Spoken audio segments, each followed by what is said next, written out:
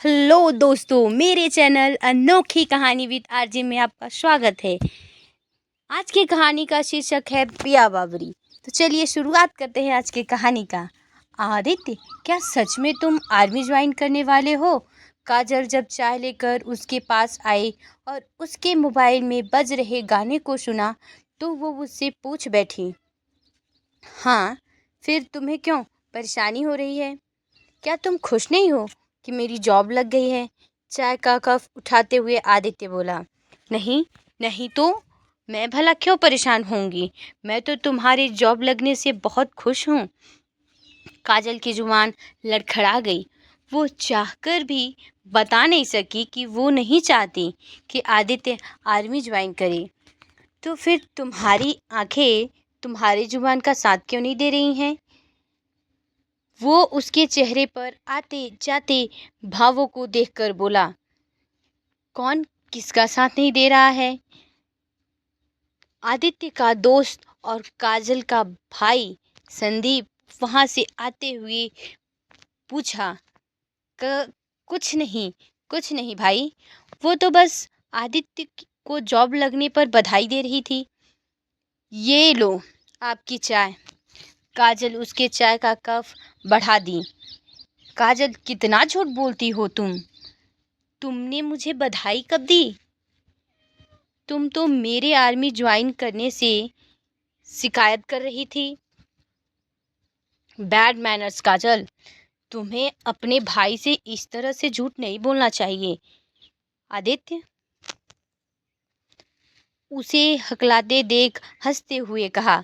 काजल उसके इस तरह से हंसने पर चिढ़ते हुए उसे आंख दिखाते हुए बोली, चलो लौटाओ मेरी चाय।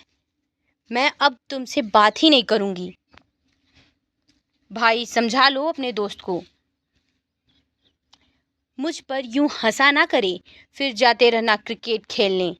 संदीप यह सुनकर हंस पड़ा।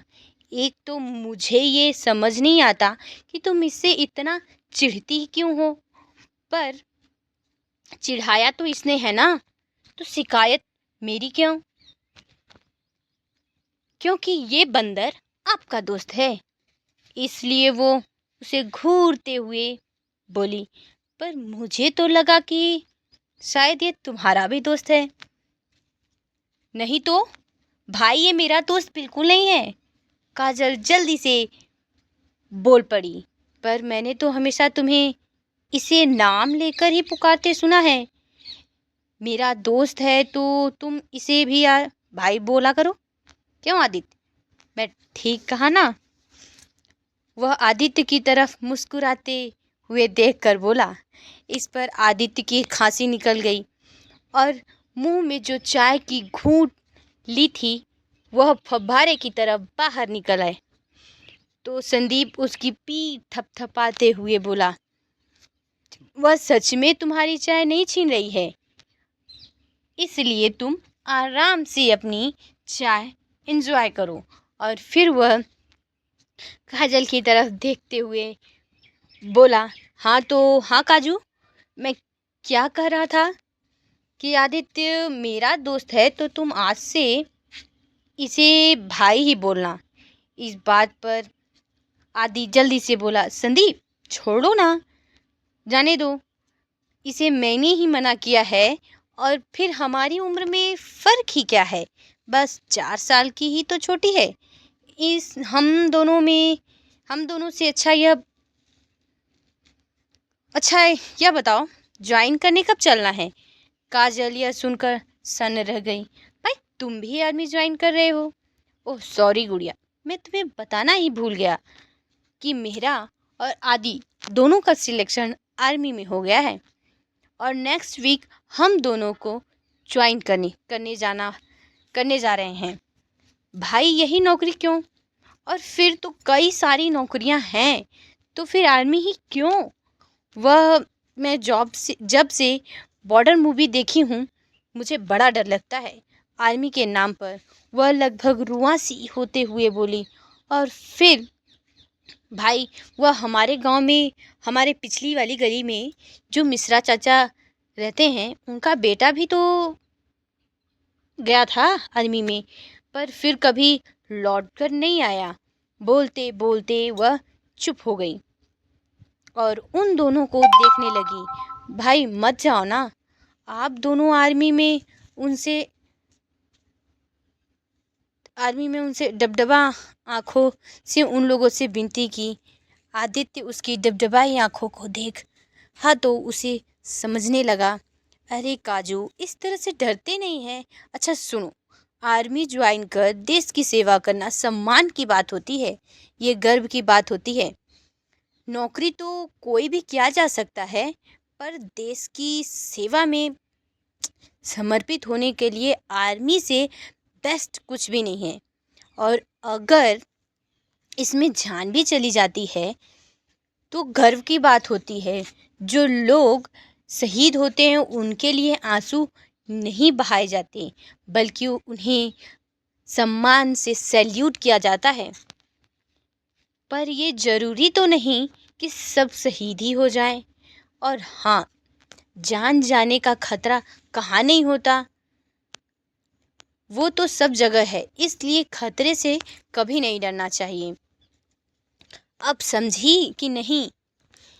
एक समझदार इंसान की तरह जो आदित्य ने उसे समझाया तो उसने भी अपना सर हाँ में हिला दिया।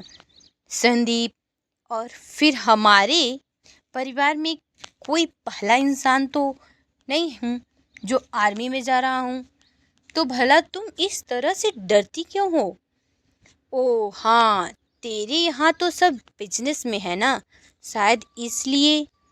अच्छा जाकर तैयार हो जा, हम लोग बाजार चलते हैं, तुझे तेरी पसंद के चाट गोलगप्पे खिला लाता हूँ। फिर तो अपने गांव चली जाएगी तो वहाँ तो तेरी वो खड़ूस दादी तुझे बाजार जाकर गोलगप्पे खाने नहीं देगी। पता नहीं उन्हें क्या मज़ा आता है तुझ पर इतना बंदिशें लगाकर। फूफा जी भी तो चुपचाप रह जाते हैं। उनके सामने गलत उनके सामने गलत है भाई, ऐसा नहीं कहते। वो बड़ी हैं हमारी, वो जो भी करती हैं हमारी भलाई के लिए ही तो करती हैं। काजल उसे टोकते हुए बोली। अपने परिवार का चर्चा चलते ही उसका मन बुझ गया था। मुझे ये समझ में नहीं आता कि इसमें कौन सी मलाई छुपी है तुम्हारी, जो वह तुझे खुलकर जीने भी नहीं देती।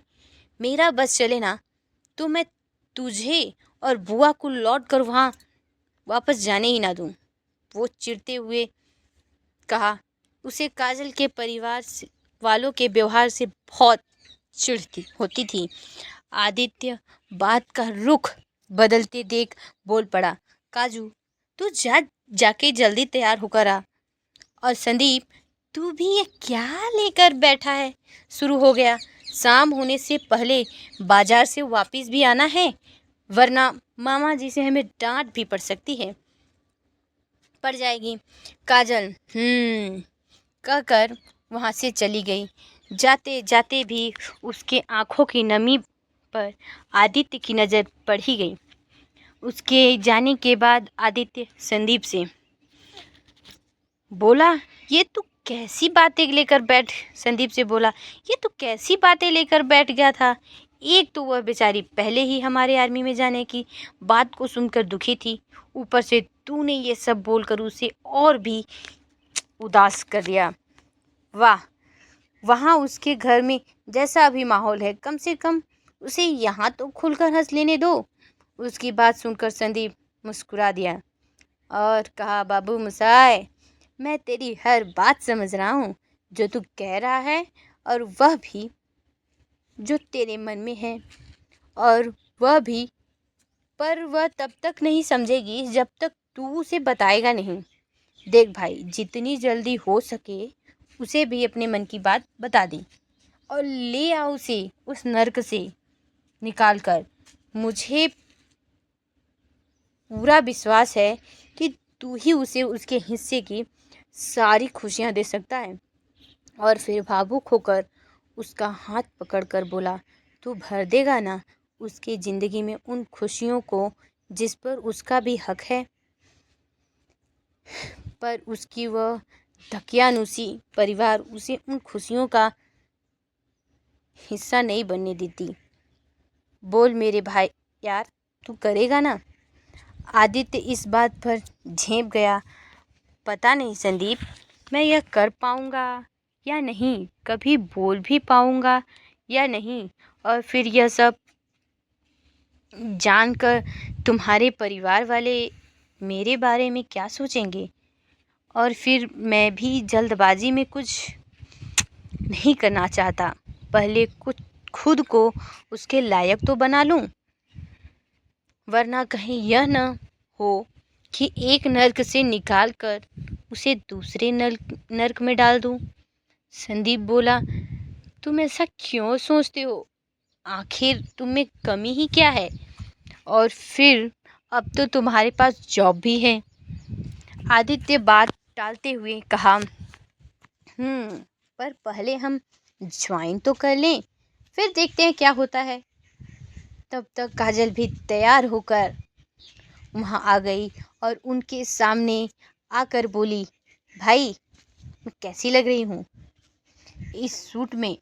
यह सूट मामा जी लाए थे मेरे लिए जन्मदिन के तोहफे में। उसके मासूम से चेहरे पर इस वक्त बाहर घूमने जाने की खुशी चमक रही थी। बहुत खूबसूरत लग रही हो मेरी प्यारी बहना, बिल्कुल गुड़िया की तरह। अच्छा अब चल जल्दी, वरना अगर लौटने में लेट हो गई न तो तुम्हारे वही मामा जी हमारी चटनी भी बनाएंगे। और फिर हंसते हुए तीनों संदीप की जीप में सवार होकर बाजार के लिए निकल पड़े। पूरे रास्ते आदित्य की निगाहें रह रहकर फ्रंट मिरर पर चली जाती थी, जिसमें काजल का अक्स दिख रहा था, और यह देखकर संदीप मुस्कुरा उठता था।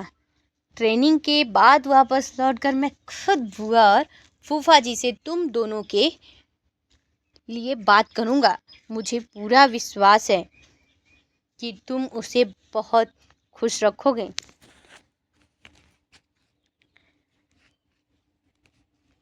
मैं उम्मीद करती हूँ दोस्तों आप लोगों को मेरा वीडियो पसंद आया होगा। अगर वीडियो पसंद आए तो एक लाइक ज़रूर कर देना। Thanks for watching my video.